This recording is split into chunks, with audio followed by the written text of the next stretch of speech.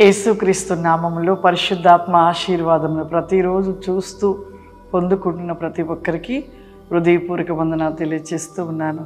ప్రతిరోజు కూడా లేచిన వెంటనే ప్రార్థించుట, వాక్యమును ధ్యానించుట, పరిశుద్ధాత్మ ఆశీర్వాదం పొందుకునుట మానవద్దు, మర్చిపోవద్దు. ప్రతిదినము దేవునిలో మనము వెలిగించబడే వారిగా ఉండాలి, కానీ ఆరిపోయే వారిగా ఉండకూడదు. ఈరోజు పరిశుద్ధాత్మ దేవుడు మనకిస్తూ ఉన్న వాగ్దానం దావీదు రాసిన కీర్తనలో 49వ అధ్యాయము 12వ వచనము. ఘనత వహించువాడెవడైనను మనుష్యుడు నిల్వజాలడు, వాడు నశించు మృగమును పోలియునివాడు. ఘనత వహించువాడు. ఎంతోమంది వారి వారి యొక్క ఘనత కోసము పరిగెడుతూ ఉంటారు. ఘనత అంటే ఒక పేరు కోసము, ఒక ఘనత కోసము వారు ఏది అయినా చేయటానికి పరిగెడుతూ ఉంటారు. ఈ లోక ఘనత వ్యర్థము. పరలోకపు ఘనతను కలిగిన వారిగా ఉండాలి. ఈ లోకములో మనము ప్రతిదీ కూడా ఘనతగా నేను అన్న ఒక అహమము, నేను అన్న ఒక రీతిలో పరిగెడుతూ ఉంటారు.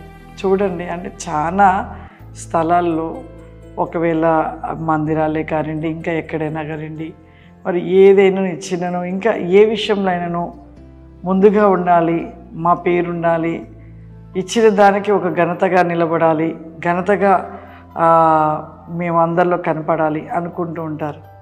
నీవు ఇచ్చేది నీ మనసు ఉండే విధానము దేవుడు చూడాలి, మనుషులు కాదు.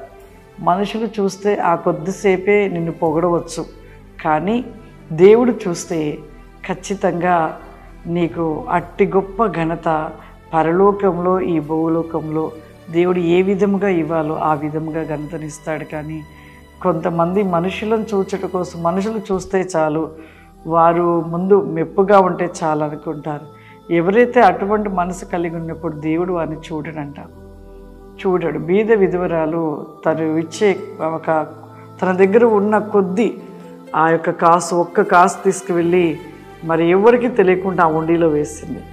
అది అందరికీ చూపించలేదు. చాలామంది కూడా డబ్బు విషయమే కానివ్వండి, ఇంకా అనేక విషయాలలో కూడా వారు ఘనత కోసము పరిగెడుతూ ఉంటారు. ఆ ఘనత అంతా కూడా వ్యర్థమైనది. దేవుడు చూసే రీతిగా మనము చెయ్యాలి.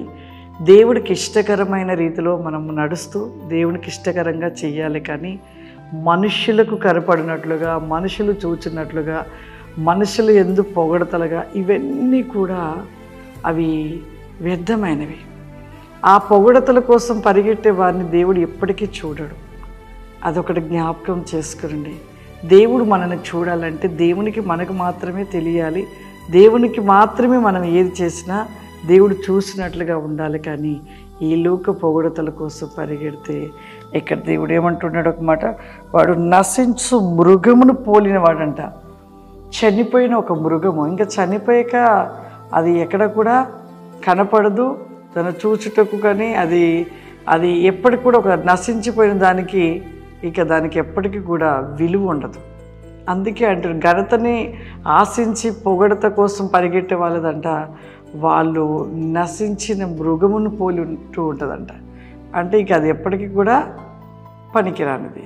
ఆ విధమైన స్థితిగా, ఆ రీతిగా దేవుని దృష్టిలో నిలిచి ఉంటూ ఉంటుంది. నీవు దేవుడి దృష్టిలో ఘనత కావాలి అంటే నువ్వు చేసేది, ఇచ్చేది నువ్వు దేవుని కోసమే కాదు, లోకంలో అనేకుల కోసమే, ఏదైనా కూడా నీ మంచి ప్రవక్తలు, మంచి మనసు, మంచి క్రియలు ఇవన్నీ దేవుడు చూచినట్లుగా ఉంటే మాత్రము నువ్వు ధన్యుడువు, ధన్యురాలు. దేవుడు నిన్ను చూసి సంతోషించి పరలోకంలో ఘనత ఇస్తాడు. ఈ లోకంలో ఏ విధంగా దేవుడు నిన్ను ఘనపరచాలో ఆ విధంగా దేవుడు ఘనపరుస్తాడు. ప్రార్థన చేసుకుందాం. సర్వశక్తివంతుడా, దయగల తండ్రి, నీకు వందనాలు చెల్లిస్తున్నానయ్యా.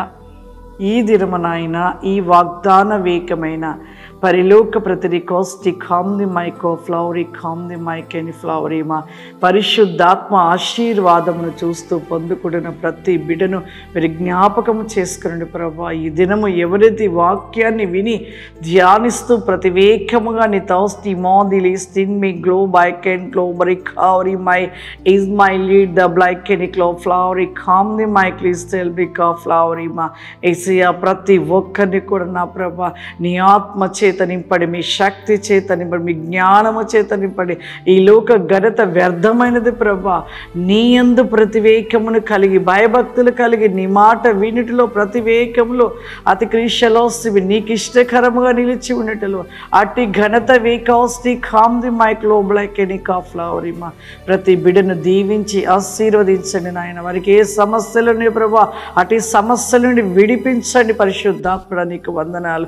ఏ బిడ్డలు ఎటువంటి అనారోగ్యము చేత బాధపడుతున్నారు ప్రభా, ఈ యొక్క ప్రోగ్రాము చూస్తూ వారి యొక్క సమస్యలు వారి యొక్క అనారోగ్య స్థితిలో ఉంటున్నారు. అట్టి వారిని ఇప్పుడే మీరు ముట్టి తాకి స్వస్థత విడుదల అద్భుత వేగమైన వారి జీవితంలో సమృద్ధి విజయమును దయచేయమని యేసుక్రీస్తు నామం నడుచున్నాం తండ్రి. ఆమేన్.